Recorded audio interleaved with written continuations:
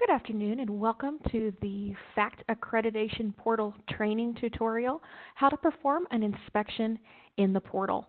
My name is Elisa Forsyth. I'm the IT Business Analyst for FACT. For those of you who are unaware, effective October 1st, 2018, we launched a brand new FACT Accreditation Portal. This is not the same FACT Web that applicants have been working in previously. All new applications effective October 1st were being created in the new portal. But when you get assigned an inspection, an email will come to you from Jan Witt, our business manager, and that email is going to have a hyperlink to your inspection. And that hyperlink will point you to the correct portal. So rely on that email that has all of the information about your upcoming inspection. You can also work with the coordinator assigned to your inspection and verify which portal you'll be working in. So the new portal is located at https://portal.factwebsite.org. If you're trying to navigate to this from our website, coming to our public-facing website, factwebsite.org, we've got hyperlinks available here. There's this FACT Accreditation Portal logo. There's also links in this FACT Accreditation Portal launched announcement. And then if you're trying to access FACT Web, the old portal, under this My Account link, there's buttons to both the two different portals. The new portal has the check mark, FACT Accreditation Portal. The old portal was titled FACT Web. If you're trying to log into the old portal, you can proceed with the sign in here. The new FACT Accreditation Portal, it has its own separate login.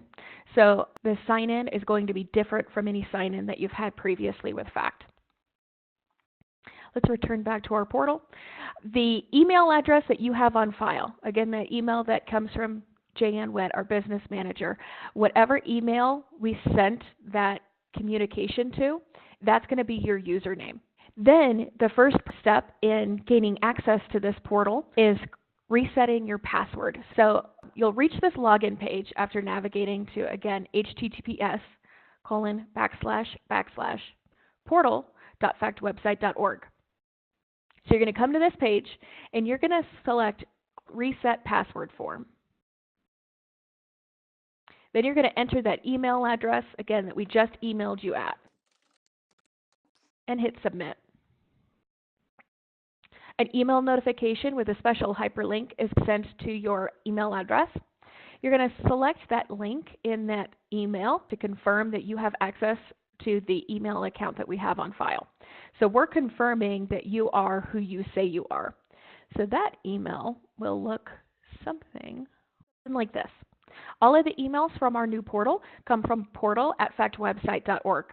If you work at an organization with a particularly nasty mail filter, it would be beneficial if you could whitelist this portal@factwebsite.org email address so that you can receive these automated messages from us.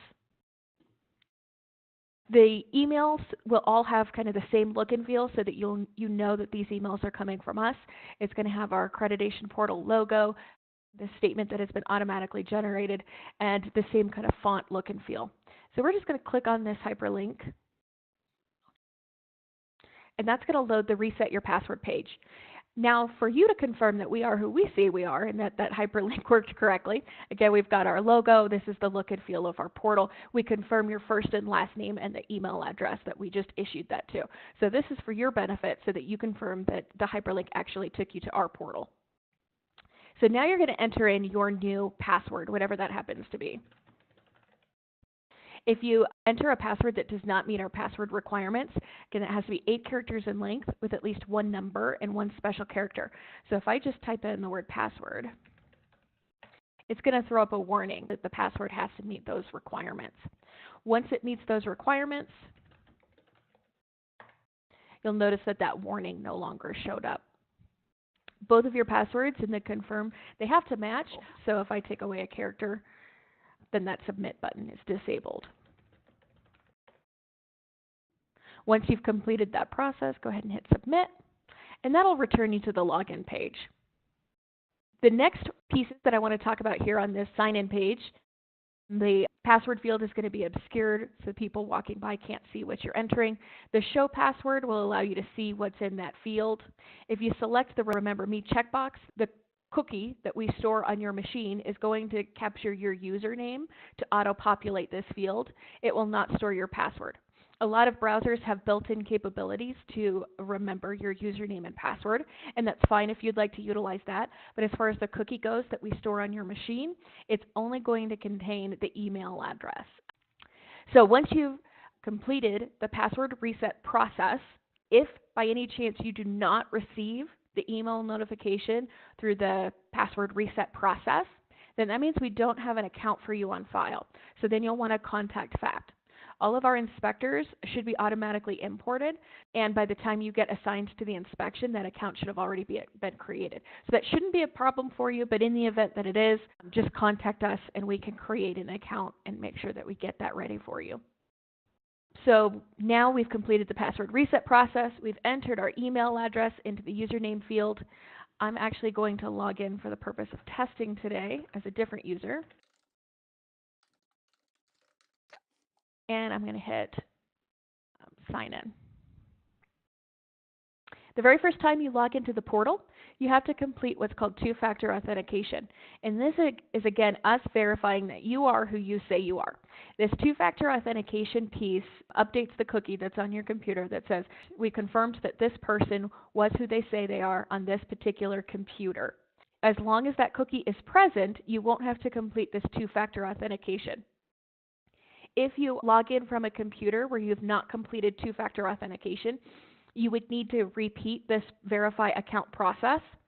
If you reboot your computer, that could result in your cache getting cleared. So that would, again, wipe out that cookie, and you'd need to repeat this process. If you intentionally clear your cache for any browser, it's Control-Shift-Delete. That will bring up a prompt to walk you through clearing your cache. If you intentionally go through that process, then you'll lose that cookie. So if you log in from a computer where it's not there, or that cookie gets erased, then this process has to repeat itself. So that email will come in, and it'll look like this. FACT Portal Account Verification. It comes from portal@factwebsite.org. We're going to copy this code, and we're going to paste it in that field. And that two-factor authentication piece is done. And now we're inside the portal. If at any time you have an issue while working inside the portal, in this bottom corner we've got this Report a Technical Issue button. You just want to click that and say, this is what I was doing, and then hit Save. And that'll generate an email notification to me. It will include the hyperlink to your application. It'll include your email address, the timestamp in which you submitted that technical issue. And so it gives me some information to help try and capture what was going on at the time. Screenshots can be pasted into that field as well. Screenshots are always very beneficial for me in helping identify what the cause was of whatever problem it is that you experienced. So let's talk more about what we're seeing here. On the left-hand side, we've got an inspector dashboard. If you are an inspector, we've got this My Inspections link, and this is your home page or your landing page. As an inspector, if you're going out on multiple inspections a year, then this is the primary location that you're going to be accessing. So we put that as, again, your landing page. So what we're looking at now is current inspections, and then any past inspections would appear down in this, below this past inspections header. Next, we've got the My Applications. If you are an applicant, you belong to an accredited organization, and you are one of the people working on your organization's application, then your organization's applications would appear here. So this is where you are an applicant. The My Inspections is where you're going to be accessing an application as an inspector. So the look and feel of these two different areas is going to be similar. Your applications are going to have what's called a tile, these large rectangular areas. These represent an application. So in your My Applications area, you would have tiles for each of your organization's applications. Next, in the left-hand navigation pane, we've got a link to Forms. This takes you to our public-facing website, specifically the Inspector Evaluation Form. We also have a link to that later on in the process when it becomes relevant. Then we've got Tools. This takes you to your inspector area, and then help. This takes you to the Accreditation Portal Resource Center. In this area, we've divided the how-to guides and the training materials by audience. So if you're an inspector, you can select the inspector button, and this will show you the inspector-specific training materials. If you select applicants, then this is going to be everything that an applicant completes. This is also the generic information about how to log in, how to reset my password. That type of generic how-to guide is going to appear on the applicant side. So the inspector side is only the guides that are for inspectors, that are relevant to inspectors. If you are looking for training materials because your inspection is in the old portal, then you can refer to this Fact Web button, and that will take you to the Fact Web training materials. The other way to navigate to this Portal Resource Center is from our public-facing website. You go to Education and Resources, and then Portal Resource Center in the right-hand navigation, and that'll take you right back to the same location. Back on this My Inspections area, we discussed the left-hand navigation. Let's talk about the body here. I talked about these different headers and how these tiles each represent an application. Within this tile, we've got the name of the organization whose application it belongs to, a link to open up the application. We've got some key dates, the date that the organization submitted to FACT, the date that the applicant was supposed to submit it to us, and then the date of the inspection. The inspection for this one is scheduled for 2/21. And then we've got an image of your coordinator, easy contact information for your coordinator if you want to communicate, and then quick links to various places within the application itself, which we'll get into more detail about that here shortly. This open inspection link will take you to the same place as this Compliance HCT application link, so you can pick whichever one is more intuitive to you. But we're going to actually open up that inspection. So I'm going to click Open Inspection. And this is where things get really exciting. So in the left-hand navigation pane, we still have access to return to the My Inspections dashboard or the My Applications. We don't lose access to that set of navigation. But now we've got additional navigation here that is application specific. So the Reviewer view is the heart of the application and where you're going to be spending most of your time as the inspector. So we've got a small version on this Reviewer view. We've got a small version of the tile, which again has the organization name, those key dates, and easy access to your coordinator, and then a status indicator. This Application Answers Review, this is the heart of the system. So these little arrows indicate an accordion style setup. So we're just going to click on these arrows to drill into the application. And we're seeing a lot of blue dots. All of these dots are status indicators to let us know what the current state of the application is in. If we mouse over this, this lets us know that blue means reviewed. This set of standards and requirements has been reviewed by the FACT coordinator. It is now your job as the inspector to indicate compliance. So you're going to be marking things as compliant, not compliant, and in rare circumstances, not applicable. So we're drilling into this until we see the lowest level requirement where we don't see any more arrows. And now we see a requirement. The clinical program shall consist of ... Okay. To open up this item and begin reviewing it, we're going to click on this questions link over on the right-hand side.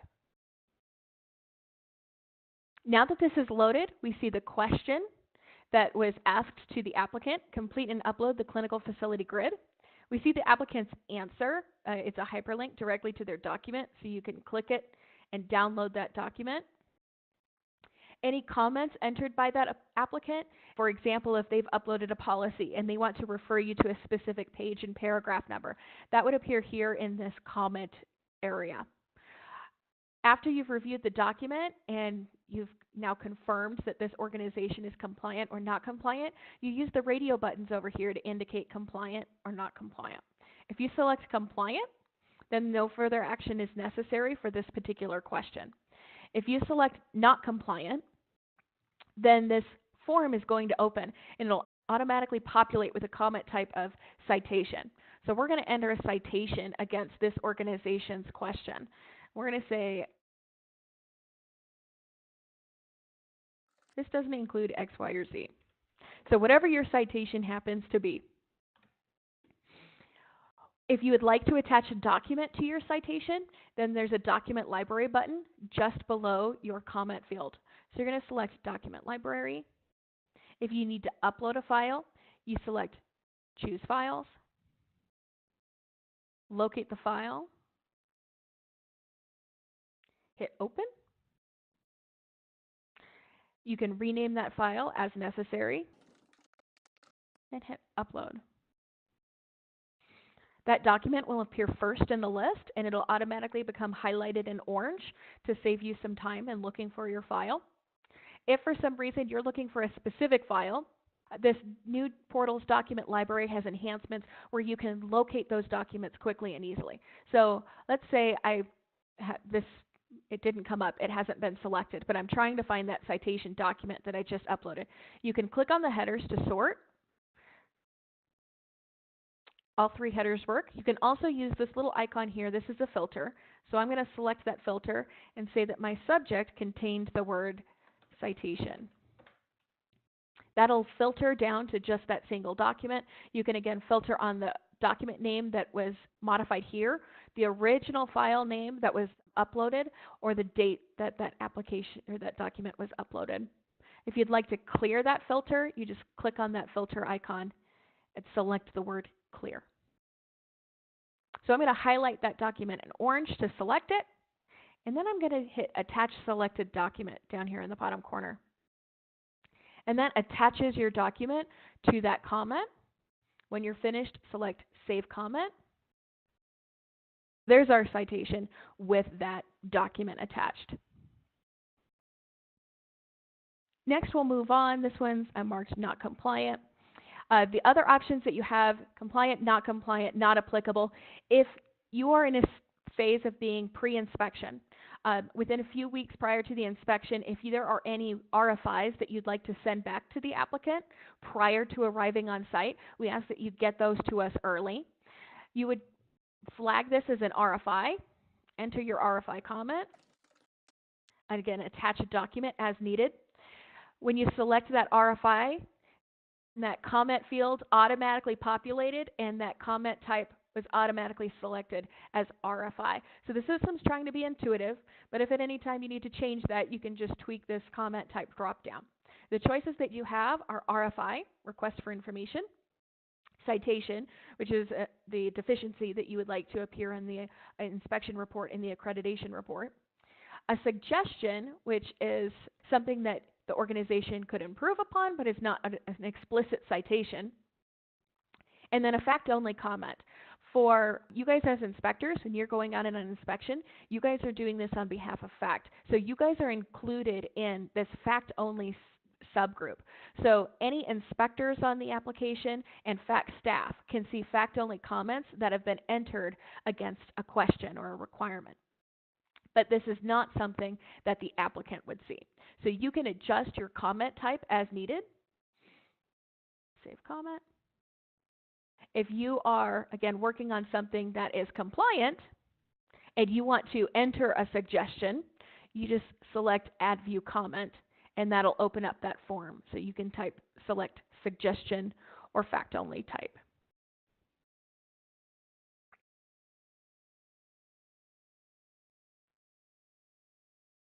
And I'm going to finish this out. Just mark these as compliant. If you've got, again, yes, no questions, one of the benefits of the new portal, we do have what their organization's selected answer was and any of the not selected answers, so you can easily see what they selected, what they didn't. When you're finished, you can select Save or Save and go to Next. Save will close the window that you're immediately on, B11, and then you can select the next item in the list. Or you can select Save and go to Next, and that'll move us from B11 to B111. So that moves us to the next standard in the list. If I go ahead and mark that as compliant, hit Save. Let's talk a little bit about what's going on back here behind the scenes. So I'm going to refresh my page. Now we're seeing a red dot. That red dot stands for, if we mouse over it, it tells us that stands for RFI. When you start getting a lot of colored dots going on in here, we've got a green one now to indicate that this requirement has all compliant items within it. When you start getting a lot, if you want to look at the legend, that'll help show you all of the different colors and what they mean. So again, purple's not compliant. So if you have even one not compliant item within a section, then that requirement is going to show up as not compliant. The only thing that beats out a not compliant is an RFI, because that requires action immediately. A few weeks prior, enter in any RFIs that you might have for the applicant organization. The lead inspector on your application has the ability to send those RFIs back to FACT. The other inspectors on the application, whether it's a trainee or just non-lead inspectors, those guys aren't going to have the ability to hit that button to send those RFIs back to FACT. So it's going to be vital that you communicate with your lead inspector to let them know, one, that RFIs exist, and two, when you're ready for those RFIs to get sent back to FACT, so that they can hit that button to send it back to us. So when the lead sends it back, it'll do a preliminary stop at the FACT office. FACT will do a review just to make sure that we can't answer the question for you prior to sending it back to the applicant, and then we will release it to the applicant. So if the RFI is in the applicant's hands and the application status is RFI in progress, you can, as an inspector, still continue to work in the application, mark things as compliant, not applicable. One thing to be aware of is if you mark something as RFI while the application is RFI in progress, that RFI becomes immediately available to that applicant, and they will have to respond to it before they can submit back to FACT. So that if the application is already RFI in progress, it will not stop. It will pass go at the FACT office and proceed directly to the applicant. So we think this is a good thing, and we want to leave that functionality available to you guys, but we want you to be very aware of the impact that it'll have if you put in that RFI comment. So you guys do have that control to bypass us if the application is RFI in progress. Okay, other features of this page, again, many of you guys like to work at a question-by-question basis. If you've reviewed, let's say, the application offline, you've done an export of this clinical program standards section, and you've reviewed them on a piece of paper, and you're just going in and doing bulk updates here to just mark them all as compliant. You can do these bulk updates as granular as you'd like or as broad as you'd like. For example, this update status bulk link here would do a bulk update of the entire B section. If I continue to drill in these links here, they would do a bulk update of just the B1 section or just the B2 section. And you can get as granular as updating all the questions within a specific requirement bulk update. I know in the past, the old portal, the way it behaved, if you were doing a bulk update, it would update every question and every requirement in that section, regardless of any work that you had already done. So if you had gone in and entered citations and marked things as not compliant, and then you tried to do a bulk update to mark the remaining items as compliant, it would overwrite your not compliant statuses and blow that away.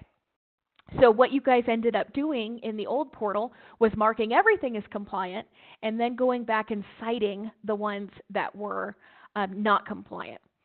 As a business analyst, that terrifies me. So what we did in the new portal is, again, tried to give you guys the ability to do exactly what you wanted to do and be very specific with your bulk updates.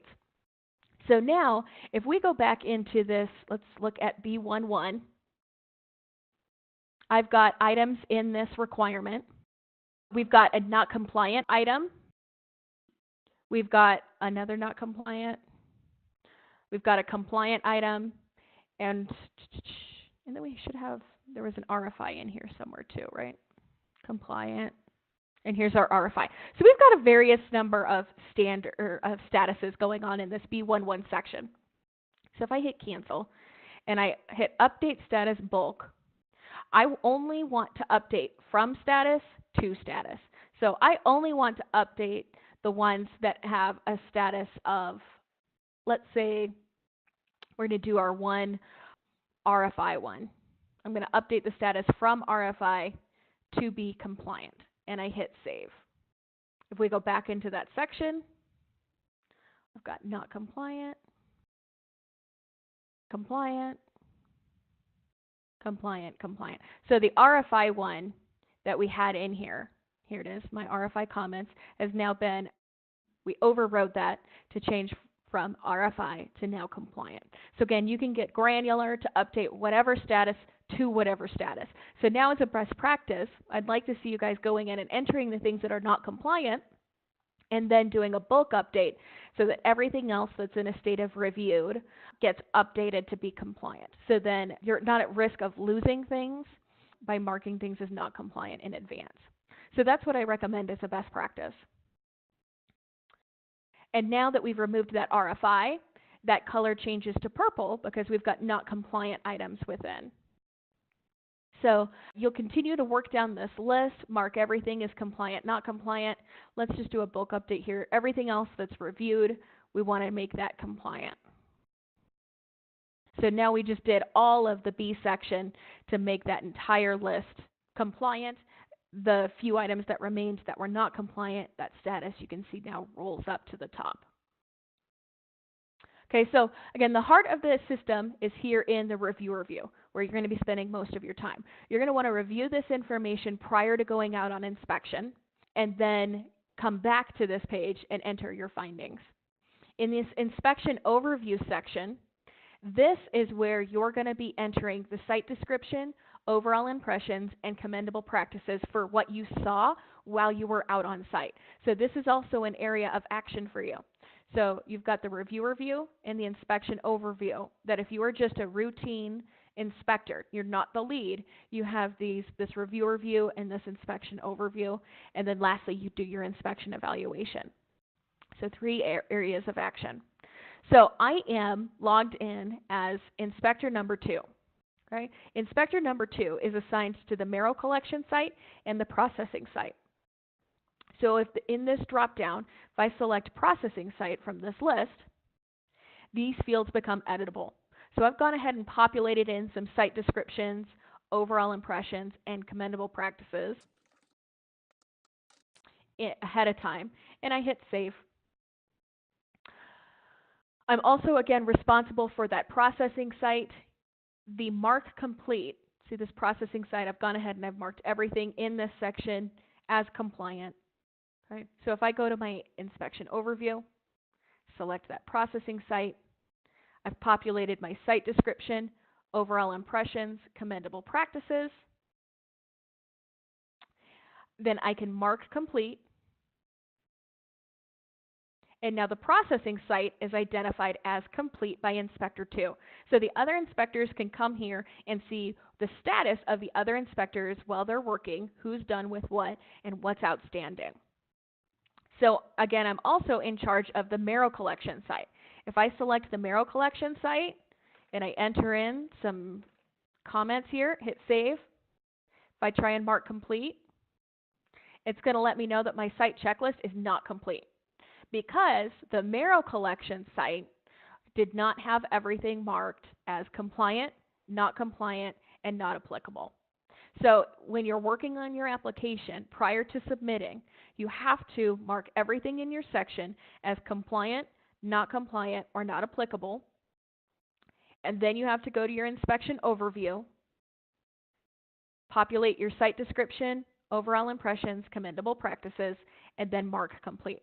But it's not going to let you do it unless all of that's completed.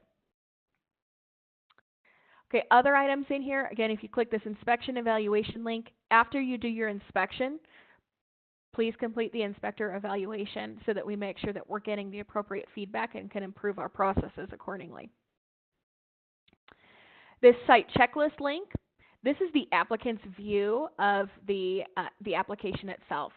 So this, if you open up the questions link, this shows you the applicant's view. You can't actually change statuses from here. This is something that we weren't sure if you guys would find it beneficial. We decided to leave it in case it is. The quick view, this is the new portal's equivalent of what's called the jelly bean view or the status view in the old portal. So each site has all of their requirements and the upper level color indicated. You can switch sites using this drop down. I want to see what's going on in the Merrill Collection site. Everything here is reviewed. You can use these filters over on the side to filter by the different types. So I only want to see the not compliant or compliant. Okay, you can see I clicked on that hyperlink, these little buttons, and that opens up the requirement so you can actually interact with it. Now, the document library, as I mentioned before, the document library in the new portal has the ability to sort on document name, upload date, associations. There's two tabs here in the document library. The by requirement tab, which groups by the sites and the standards. And then you've got the full list. That's all documents within the application that the applicant has uploaded. Again, we've got the document name, the upload date, and then what's called an association.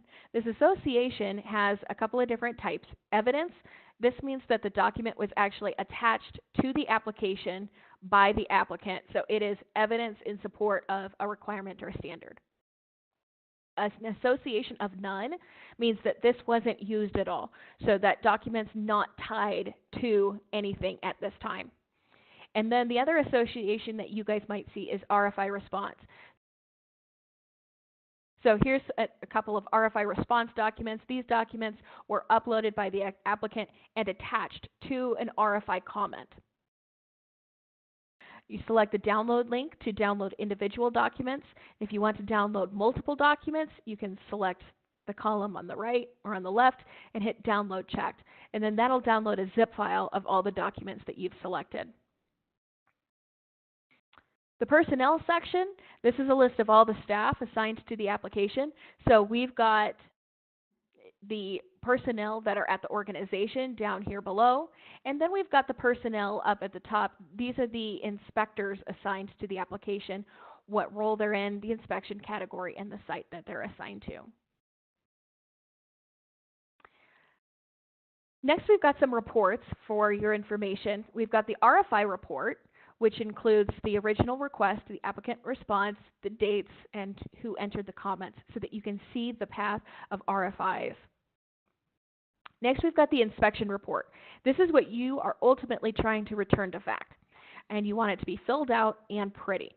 So this inspection summary is populated based off of what's in this reviewer view and this inspection overview. So this report is dynamic based off of the comments that you've entered earlier on in the process.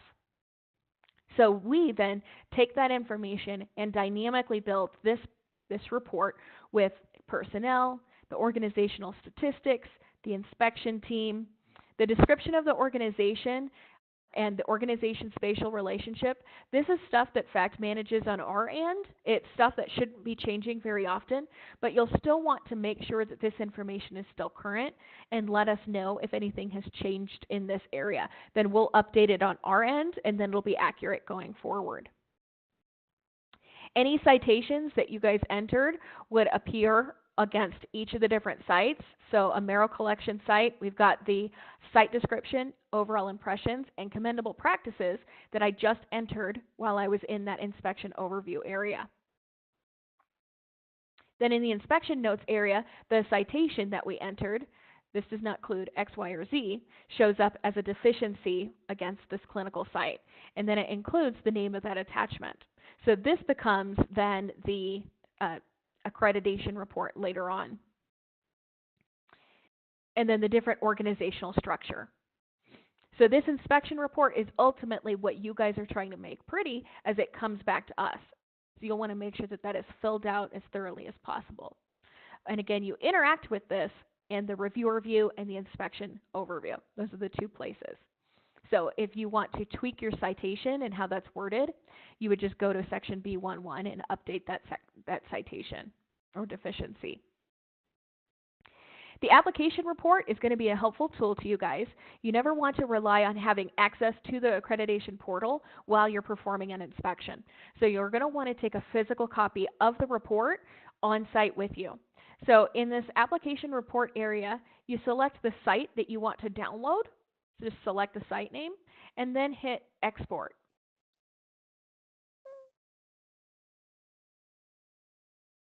That export will make an Excel spreadsheet with the requirement, the question, the response from the applicant, and again, if they entered any comments like page numbers or anything like that, that would appear in this comment field. So all of that information gets downloaded for you so you can add your notes. So you'll want to make sure that you have a copy of this when you arrive on site physically, just in case you don't have internet access or anything like that. Also note that this new portal, although it's something we plan on doing long term, we don't guarantee compatibility with mobile devices or tablets. Application history, this is a log of what's happening on the application, who submitted it when, and the status changes, and then any inspections that have been scheduled would also appear here in this application history. Okay. So that is what it looks like if you are a routine inspector that is not a lead inspector. So if you are a lead inspector, then you have extra stuff. Or a clinical site inspector, then you have extra stuff. I'm going to go and put in an RFI.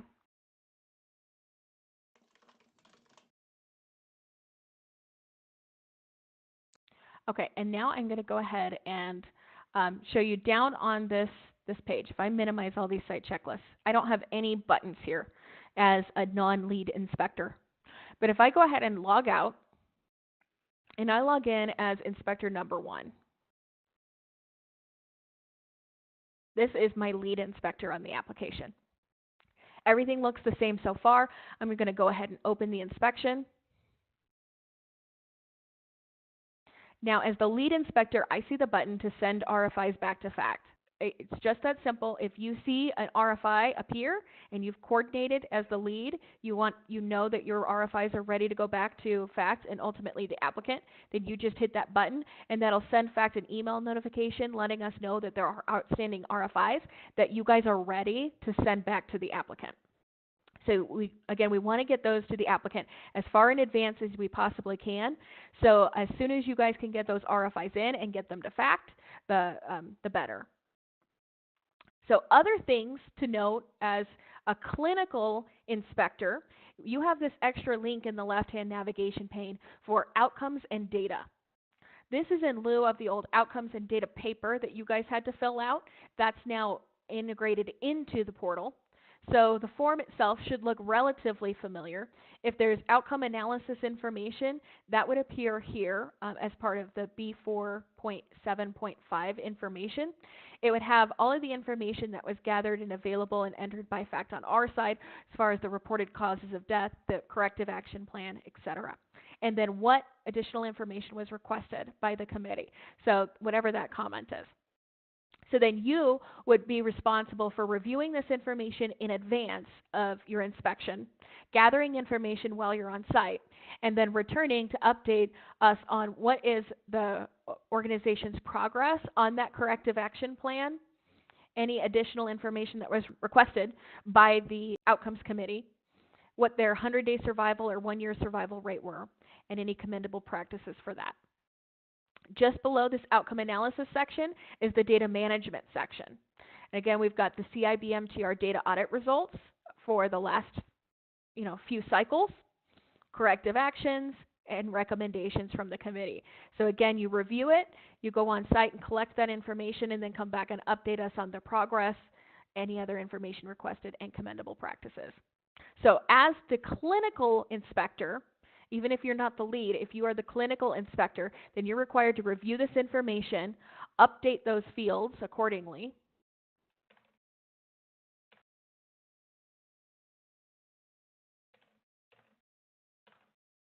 save, and then mark that you have reviewed the clinical outcomes and data management information.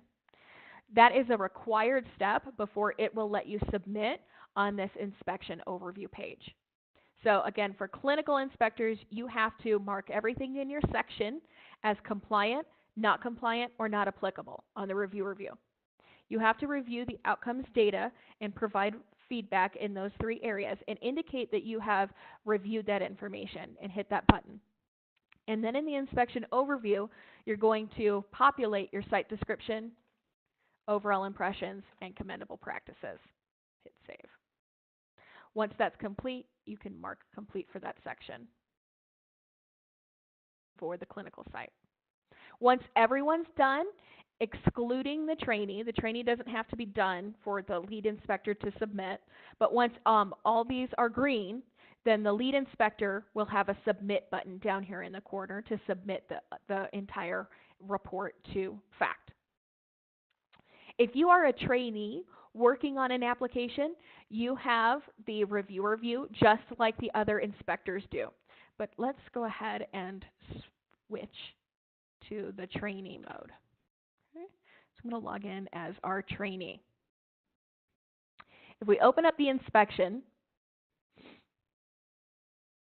what you'll notice here is on the other side, when we were logged in as Inspector 1 and Inspector 2, we had other colors. We had turquoise for compliant. We had purple for not compliant. We had red for RFI. The trainee doesn't see any of that. They have no idea what you guys are entering as full-fledged inspectors on the application. So when they come in, they're just going to come in and enter their own citations.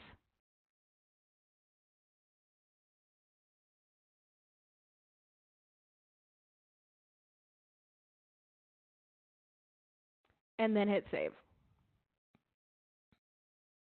And then on the trainee report, which is a different color because we want to separate those out, we see the trainee citation. And then down below, when the mentor adds their comments, those comments would appear down here at the bottom of the trainee report. Once the trainee has done everything in their reviewer view and they only have to do, I think, just their site.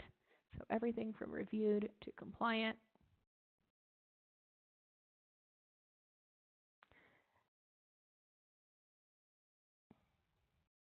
They also need to hit the I have reviewed button, again, because we want to make it like the full-fledged experience. And the data outcomes information, at this point, the information that's been entered by the actual inspector is there as read-only. So they're not required as the trainee to put in any comments at this time, though that may be something that we add in the future. But right now, they just see the form as read-only. And then the inspection overview.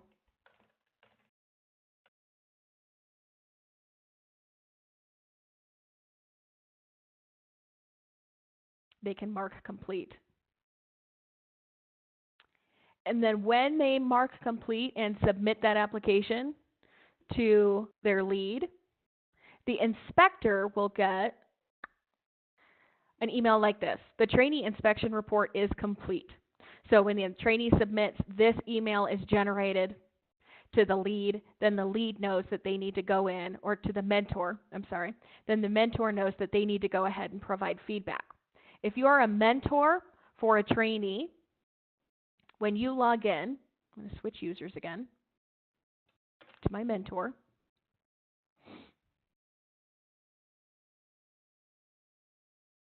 You're going to log into the portal, and you're going to come to the trainee report. And now, just above the trainee report, you have a field to complete your assessment. This is the field that shows at the bottom of that trainee report. So you would come in here, provide your feedback, save, and submit. Then that triggers an email notification to the trainee letting them know that you've completed your assessment. If we refresh our report using this refresh button, the mentor comments then appear down here in the mentor comment area. So that's attached to the trainee report in perpetuity. Okay. So that completes all of the training that I had for you guys today. My name is Elisa Forsyth at the FACT office, and you can contact me at elisa.forsyth@unmc.edu, and I'd be happy to answer any questions that you guys have related to the portal. If you have any questions specifically about your application, feel free to reach out to your coordinator regarding those. Thank you for taking time out of your day to attend our FACT portal training session on how to perform an inspection. Please let us know if there's anything that we can do to help you in this process. Thanks.